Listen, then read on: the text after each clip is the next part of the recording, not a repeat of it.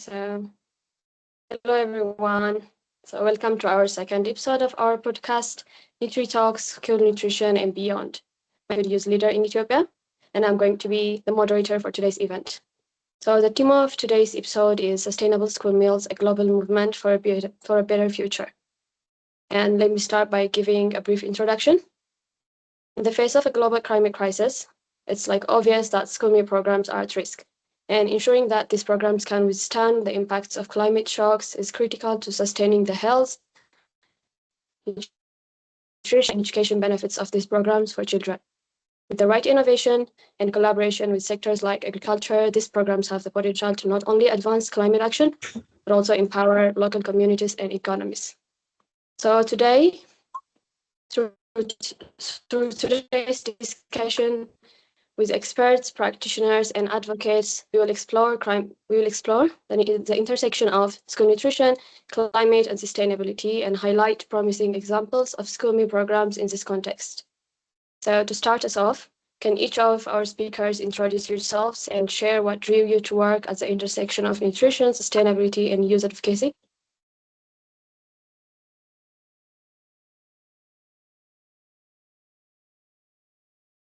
Maybe Fru can start. Hi everyone. I'm Fru Wanka and I work with ICLEI Africa.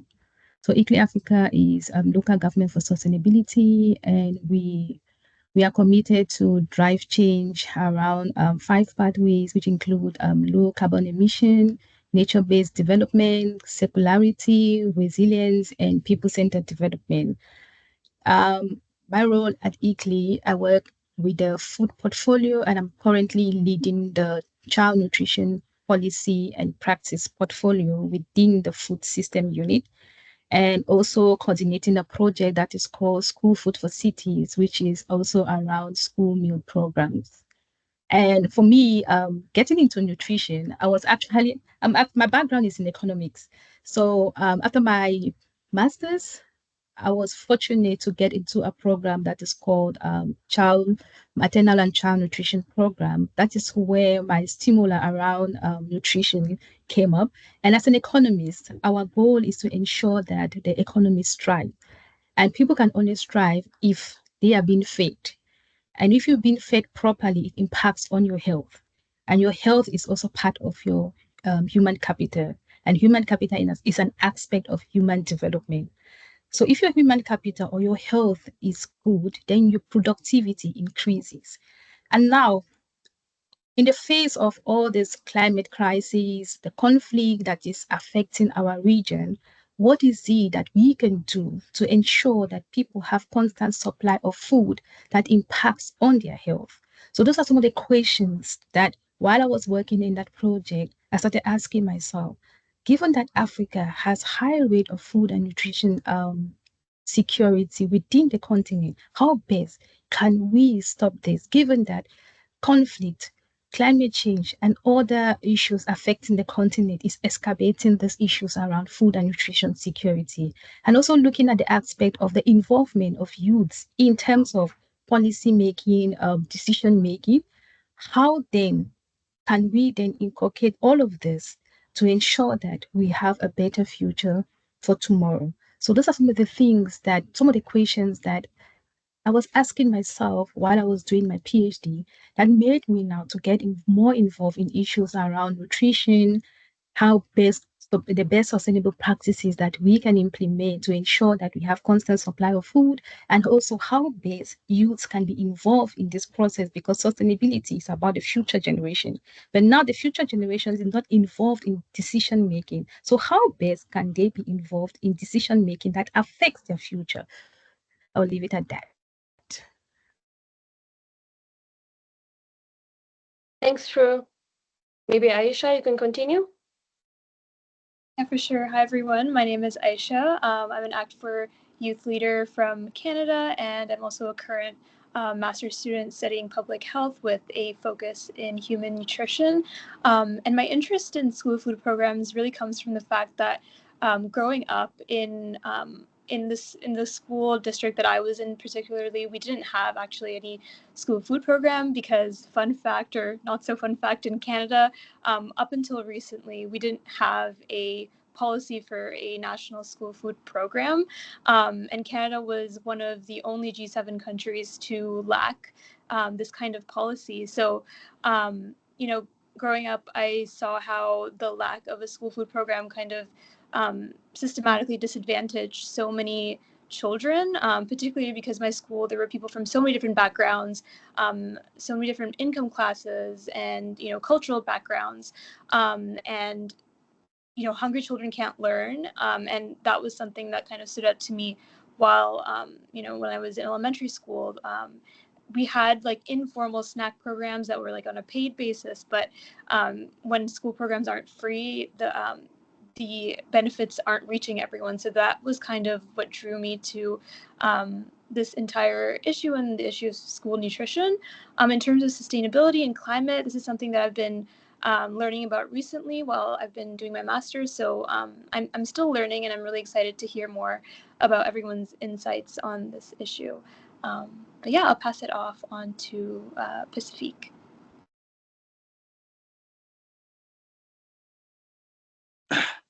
Hello, everyone. Can you hear me, please? We can hear you. Okay, thank you so much. Good afternoon, good morning, good evening, whenever you are joining from. My name is Pacifique Ishimwe, Act4 Youth Leader from Rwanda, with a bachelor's degree in human and nutrition and ethics, and much experience in public health, mostly targeting nutrition and environmental, hygiene and sanitation. So nowadays I'm working on a food system project, which is a project called the IFA, Youth Entrepreneurship for the Future of Food and Agriculture. We are targeting a food system from the farm up to the fork, to the nutrition aspect of it, like empowering youth to make a business in a food system on all stages, so they can elevate the food system while they are being economically empowered. While also I'm working as technical lead in HESA Initiative, a youth-led organization which work holistically on maternal health, but using nutrition. So with the funds from UNICEF, we are empowering the next generation in a school program, a sustainable school program, to tackle climate challenges, but also the food justice, which really meets the mission and the vision of this podcast. So it is called eco crabs. We are using crabs of 10 students, crabs of 10 students in 5 schools. So they make a crab to greenify their schools. So I'm really excited to join the podcast to share my insight, but also to hear from other speakers. Thank you.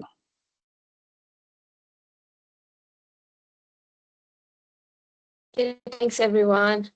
And next, like briefly, why are school meal programs such a powerful space to advance both climate action and equity? We can start again as well. You can just repeat the question, please. Oh, yeah, sure. Briefly, why are school meal programs such a powerful space to advance both climate action and equity? You know, with school feeding program, there's a lot of dimension within the school feeding program, and the school feeding program falls within the food system.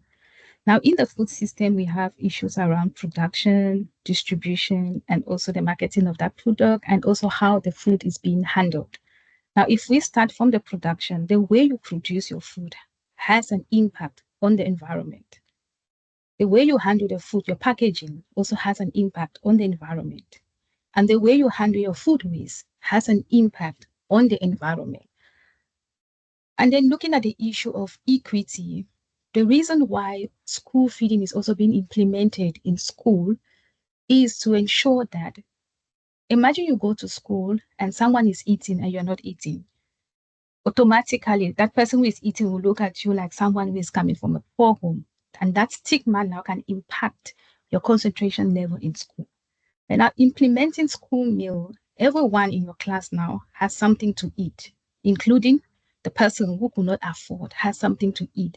And therefore, it helps to remove that stigma that the person from a low income home was facing when only the child from a high income home was eating and he or she wasn't eating. So given that we are going to discuss more of these in subsequent questions, then I can just leave it there.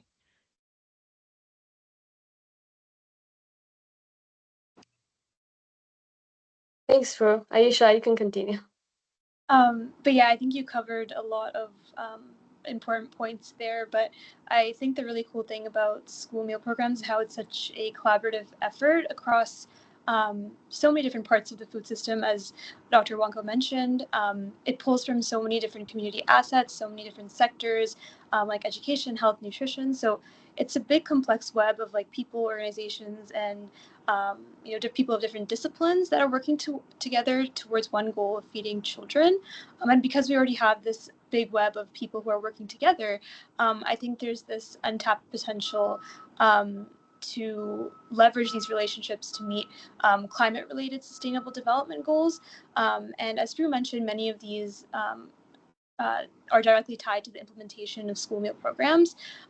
So, for example, procuring food for school meals is a really important aspect of these programs, and the kinds of foods that are served in cafeterias can create demand for specific foods in the agricultural industry. So if we can incorporate plant-based and climate-smart foods, we can encourage producers to grow these foods and reduce our reliance on like big food companies that are unhealthy or ultra processed, and which are often both harmful for our health and the environment.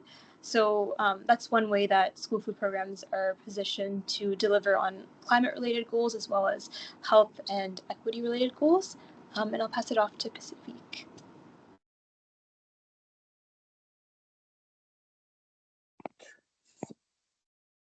So thank you so much. I think they have said it all, but allow me to touch mostly health-wise, because I'm a health professional, of course. Those school children, this is the critical point where nutrition can be applied. I mean, the child, their growth is at a stick point.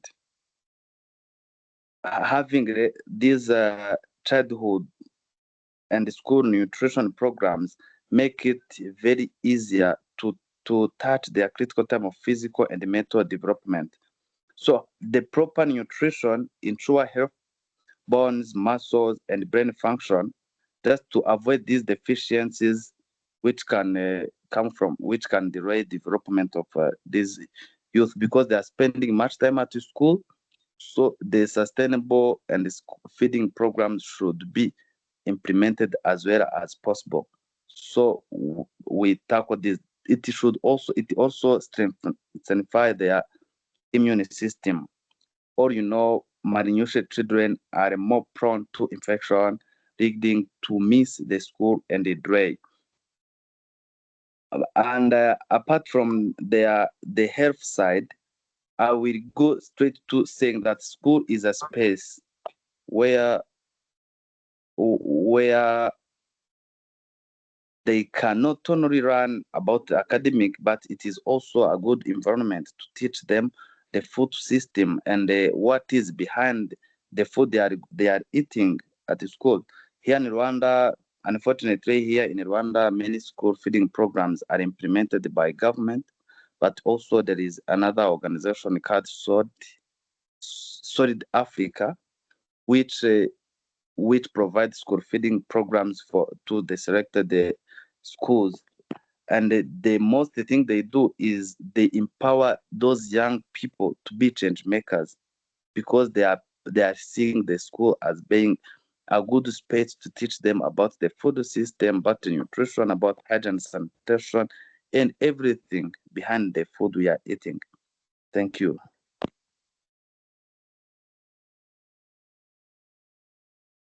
Okay, thanks again, everyone. And now, Wanka, I'll be asking you some questions. Can you hear me? Perfectly well.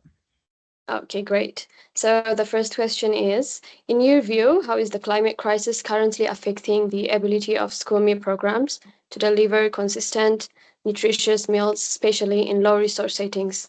And what are some of the implications on equity and access? I'm going to use a simple example to explain this question. Assuming you are a teacher in a school and you are procuring food from a nearby local supplier or producer. Now there is flood, and the flood now affects the produce of that local supplier or producer. The food that you were buying for $10, because the local supplier was close to your school, you are now forced to go now to a distant supplier. Automatically, distance impacts on the cost of food. When you buy at a shorter distance, the price is a little bit low. And now when you go further, your price increases. So now what you used to buy for $10 that can feed, for instance, say 5 kids, you might end up buying a quantity that can only feed 2 kids from that far distant location that you bought your food. That is also going now to impact on the portion size of your school meal because of the limited resources. Now remember, in Africa, one of the things that is impacting on scaling up of the school feeding program is the issue around limited finance. And now with the limited finance, there's this issue of flood that is impacting the community. That alone now will impact on the supply of that food. Now we have a shortage, and because there is shortage, the price increases. And because price increases, that impacts on the quantity of food that you can buy. And because the quantity of food you can buy is impacted, it also impacts on the portion size that you're going to give to the kids.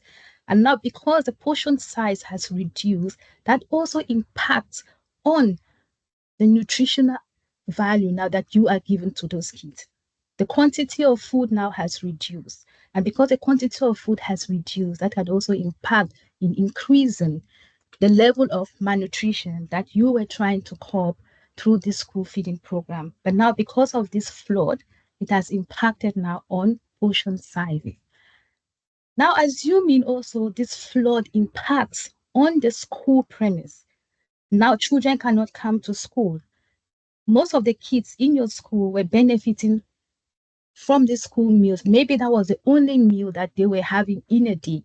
Now, because of the flood, they can now have access to that food that you were providing for them. That is also going to increase the level of malnutrition. It's also going to reduce school attendance.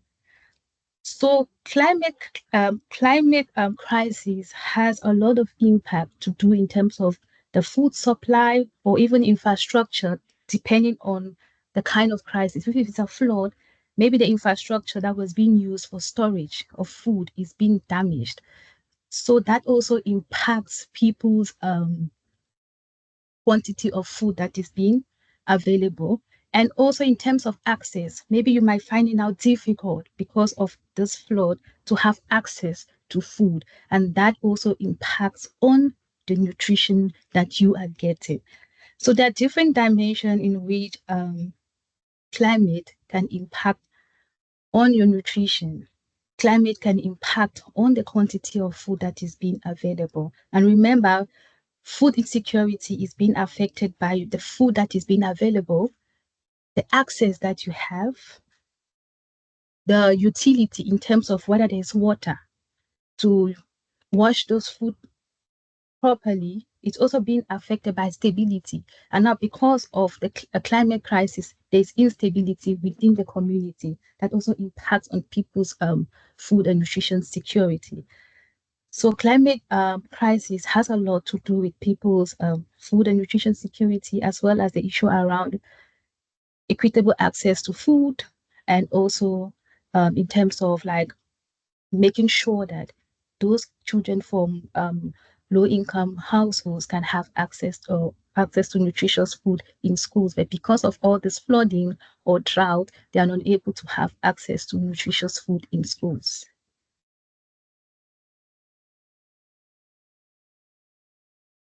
I'll hand over to Amazing. you, Aida. Oh, sorry. Sorry, did I cut you off? No, it's fine. You can go. Okay. Thank you so much for your answer. And the second question is, this is also for you, Rwanda.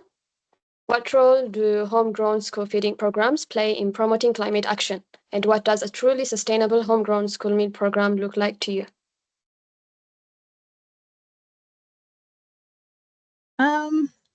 I'll look at it again, looking at the food supply chain. Within the food supply chain, we have the producers, we have the distributors, we have also the consumers, we have the food handlers, and also waste management. Now, the way we produce our food matters a lot. Are we practicing climate smart agriculture? Are the seeds we are using climate resilient? On the other hand, in terms of our packaging, the packaging we use, is it eco-friendly? If the packaging we use is not eco-friendly, that also has an impact to the environment. Likewise, the way we handle our food waste. Now, do we recover the food that was not eaten by the kids and given to someone else, or we just throw it? Remember, if you throw your food waste without proper waste management, that has an impact to the environment, because food waste can lead the compost. If you don't compost it well or treat it well, food waste can also produce methane, which is also part of greenhouse gas emission, and that also impacts on the environment. The same way where we procure our food also matters. Like I initially said, your distance has impact on carbon footprints. If you buy your food far away, automatically you travel long distances to get that food, and that also impacts on carbon emission. For me, one of the ways that we can have a sustainable homegrown school feeding program is to ensure that the community owns that. If there's no buy-in from the community, then we're not going to have children that are going to feed in that program. And therefore, we must also ensure that the community is also part of the decision making. You cannot take a decision for someone's child and expect that person to just buy in without understanding the implications of the decision you are taking, particularly around feeding children in school. Most parents are very skeptical what goes into their baby's stomach. So you must ensure that there is a buy-in from that community. Likewise, what are the policies in place? Is there support from the government, or the schools are only relying on handouts? And how sustainable are these handouts? So the government needs to come in to support this program in order not to strain the community. Because at one point, there's a breaking point for everything. If you strain people's income, then they're going to look at it like, is it worth it? Or why don't I just provide school meal for my child? But now you remember that if we buy in bulk, there's economies of scale. There's that economies of scale where you buy more at a cheaper rate. But now, because maybe only a few people are contributing for that program, there's little or no government support. You end up realizing that you spend more just to get a small quantity of food. The same way, how do we manage our waste, which is something I've initially highlighted, that the way you manage your waste has an implication to the environment, which will also impact on production. The way we cultivate our produce also has an impact on the soil health. Imagine using a chemical that damages the soil. In the long run, you won't be able to produce food in that same plot of land. And now what happens? Because you cannot produce food in that same plot of land, it limits the amount of food that is available because you have destroyed the soil health. So to ensure the sustainability of this program, we need to ensure that there is sufficient finance. Where are we sourcing our income? Is there government support? Is there buy-in from the community? Are there policies that support this program? How do we handle our food waste? Do we turn them to compost? Do we use them as biogas? Or do we do food recovery? So those are some of the things that we need to start looking at when we are implementing the school feeding programs.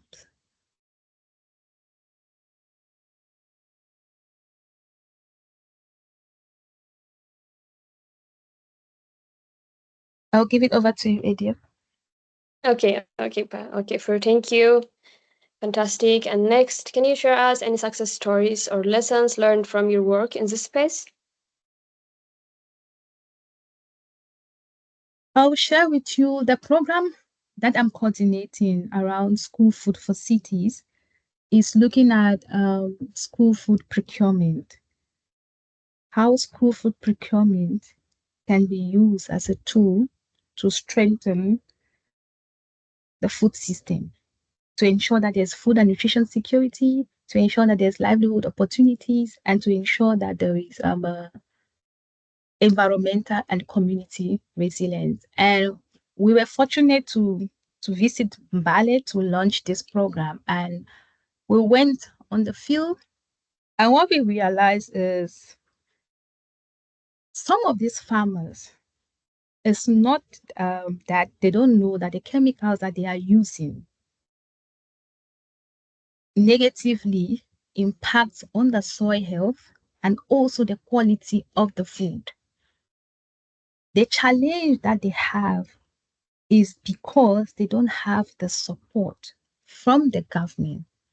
If the government gives them like this organic inputs, then they are going to use it, but their resources can only afford chemicals that damages the soil as well as the quality of the food. So looking at that, you realize that there is a need for government to come in. And that's because in Mbale City, the government plays little or no role in this school feeding program. And because the government plays little or no role in this program, then there is little or no support from the government. So therefore, there is a need for the government to come in this process so that they can subsidize some of these inputs to protect our health and the health of our soil. On the other hand, we also had a launch in Kitiwe, and one of the things that came up from that is also the issue around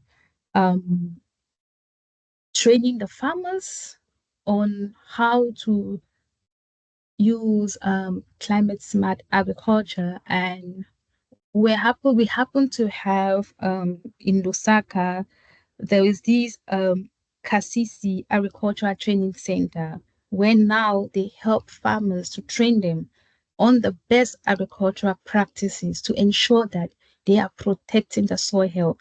And some of the produce is being supplied to some of the schools in Lusaka. So we realize that in some communities, there's that buy-in from the government, and in other communities, there's no buy-in from the government, which also impacts on the implementation of this program?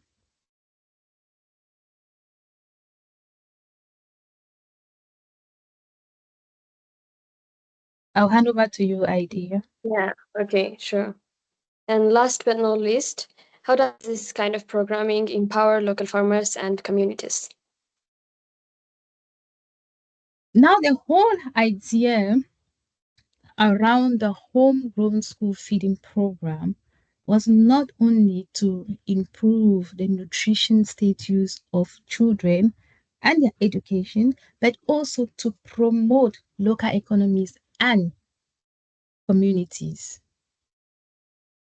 How do we promote local economies? Through the school feeding program.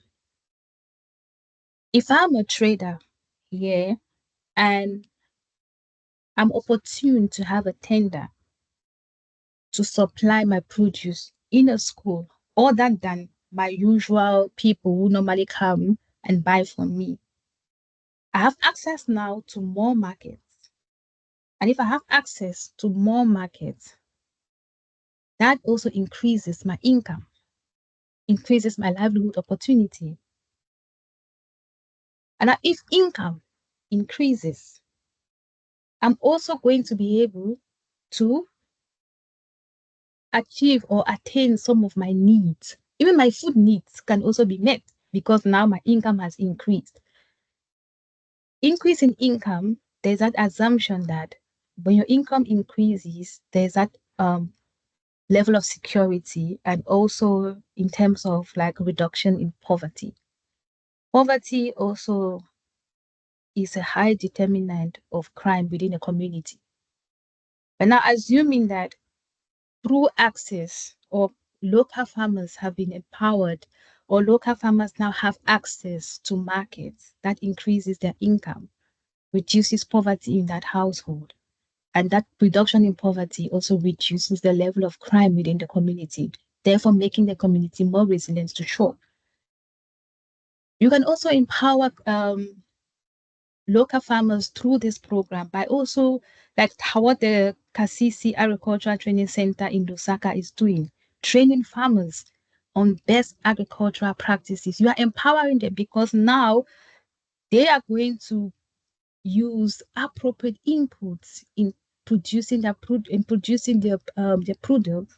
that does not impact on the health of the soil, and that soil can be used from generation to come.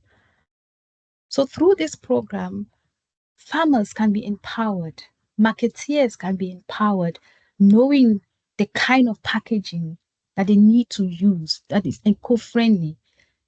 So apart from empowering the local farmers, you're also protecting the environment and also the community from stress and shocks.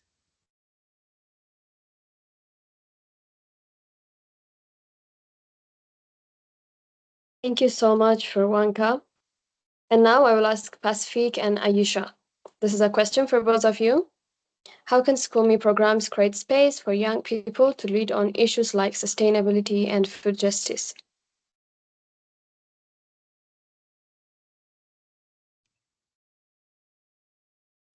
I can start with that.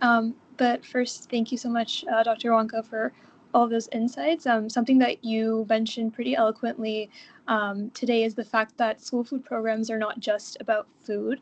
As you mentioned, healthy food and nutrition might be one part of the equation, but the process of growing the food, preparing meals, serving, and how these meals are shared within school meal programs, I think are even more interesting and salient when we discuss how these programs can create spaces in which individuals, especially the participating children and youth, can put justice and sustainability into practice.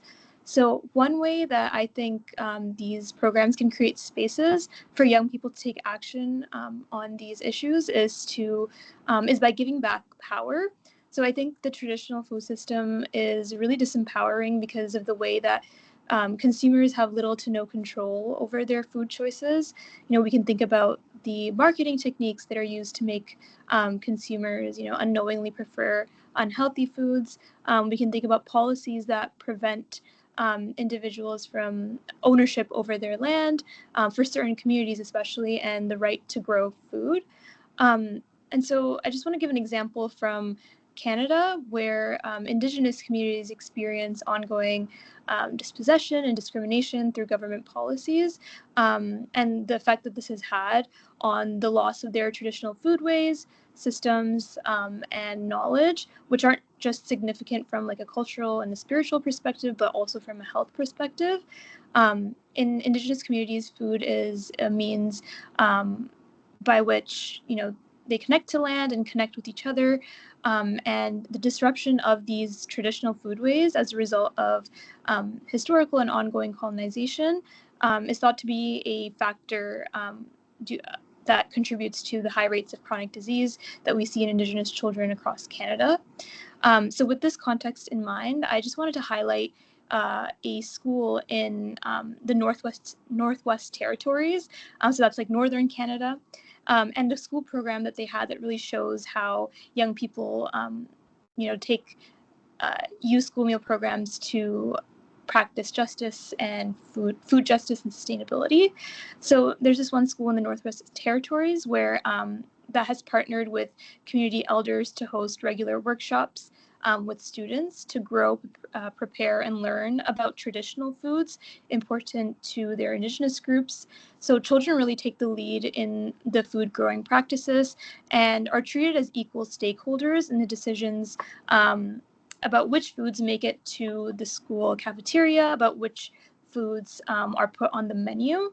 And so by putting traditional foods on the menu and creating opportunities for children to lead this process, the school meal program not only allows students to feed their peers and learn more about the food system, but it also helps them take power back and start the process of restoring their cultural food systems, which were disrupted by colonization, and really pushing back against food insecurity in Northern Canada.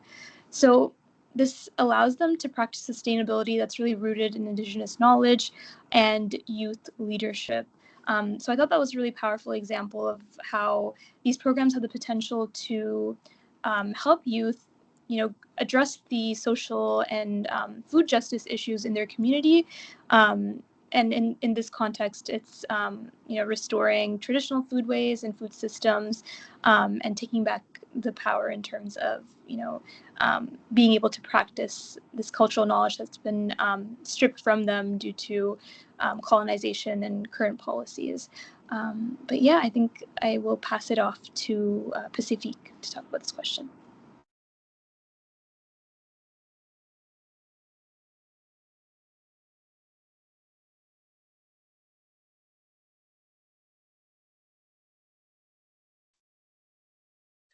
Thank you so much, Ayesha. Thank you, Flu and Wanka, for the insights to really strengthen the school meals program, but also brings on what to improve on different ends, either for us youth who are among the beneficiaries of different programs, and advocates, of course, decision makers who are here present. Those insights are really wonderful. Straightforward to the question.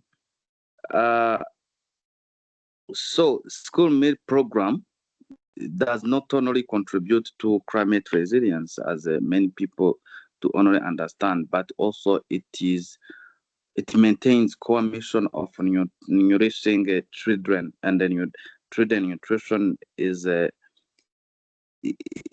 the key to health, to growth, and to academic performance of these children we are talking about, these school children we are talking about.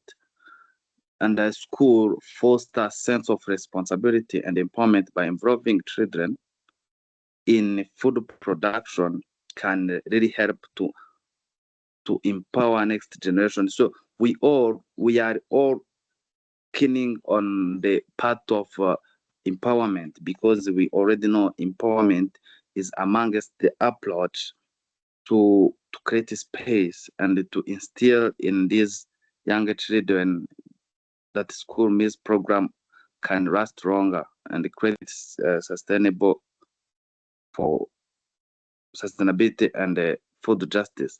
But I want to bring it in another aspect of an approach, how this school meal program creates space for young people. Like those children, we should consider these children to not only be past beneficiaries of school meals program, because we are giving them food to eat. There should not be that much passive. They can again be active agents of change. One of the ways we are implementing in EcoCrabs program we're implementing in partnership with UNICEF is engaging schools in a food system through school community gardens and the competitions. These serve as educational and nutritional purposes. These gardens provide fresh produce for school meals. Mostly, we focus on fruits, trees, and vegetables. While teaching children about agriculture, nutrition, and the sustainability of food, we also bring particular impact on their empowerment. So these can serve as tool to promote food education and provide hands-on running opportunities in health eating habits and environmental stewardship. This climate change we are talking about, like here in Rwanda, we are in a wrong rain season. Schools and children are struggling to attend school. They are struggling to get food because many farms have faced the issues of land steward. So it brings in them the environmental stewardship. So having this garden, the produce is used for student meals, while can also be used for other purposes, just to make sure the foods they are eating, of course, are diverse. They are nutritious, because just to eat food for the sake of being food while they are not nutritious also is another issue, that it is not bringing that food justice we are talking about. So it's a matter of still discussing how this space can be created, but also involving government and decision makers. And this big organization, we are talking of making them the active participants of these programs, but also there are in need of funds, because there is need of capacity building, there is need of empowerment. So also there is a need of investing in a school meal program, because this strategic investment will serve and will produce in the future. We are going to alleviate hunger, strengthen local food system, and create economic opportunities and promote climate resilience in the future for these school children. So we should still find data which should be based on the fact that the school meal program is contributing, but should be sustainable to still contribute. These data are amongst the needs. We need to create this space for sustainable and food justice. Over.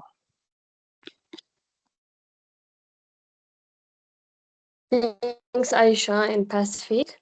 And now this question is for you, Pacifique. Based on your work with youth, what are some ways you've seen youth take the lead in embedding sustainability and resilience into school meal programs? Do you have any examples and what impact they have had? I will not go far from what I do, because as I said, I'm managing two programs by far: Youth Entrepreneurship for the Future of Food and Agriculture, which purely to the system, and the EcoCrabs. The EcoCrabs really should contribute to sustainable school meals program in schools. This is a program to instill school children as next generation of the food system. Here we will do two things. We will empower them. We teach them, we capacitate them about the food system, and afterwards we create competition. So the crabs which will be created with at the end of 12 months, they will come up with ideas of the solution they can bring mostly on the food system. If like in Rwanda, we're having 33% of stunted children, what are the solutions they can come up with as the beneficiaries of the program? Because they should be among the contributors of the solution we are bringing to them at the end. That what will bring the sustainability in the program we are implementing. So there is many initiatives. Like one of the initiative, it is the school garden I talked about above. We will give 300 fruit trees, diversity fruit trees. There are mangoes, there's avocados, there is many fruit trees we give to them, so that different youth can grow to just contribute to that school meals program. But also there is school youth initiatives, which I know a youth initiative called the HESA initiative. You can Google it. They're doing a great job in food system, and they are tackling mostly targeting students to that issues.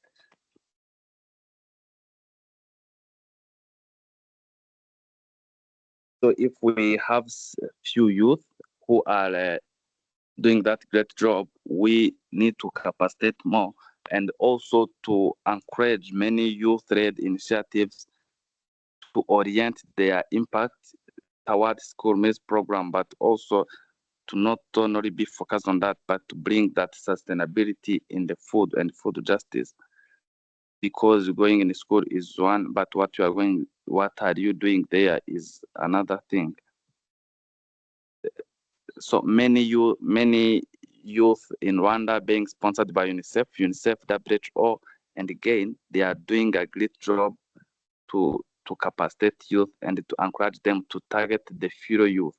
Like there is a peer-to-peer youth programs implemented by Good Youth. So they brought that approach from education and bring it in a food security, where they take 15 nearby students, I'm not sure, nearby students, to make one initiative informal. It is informal, and they give them few free trees, they give them some capacity so they can, one, teach from their schools, teach from their surrounding communities, and teach themselves about the food system, or to alleviate that private malnutrition, which are many of them are facing either hidden hunger and other forms of malnutrition. So those are among the strategies and among the initiative youth are taking just to tackle those issues we are talking about. Over.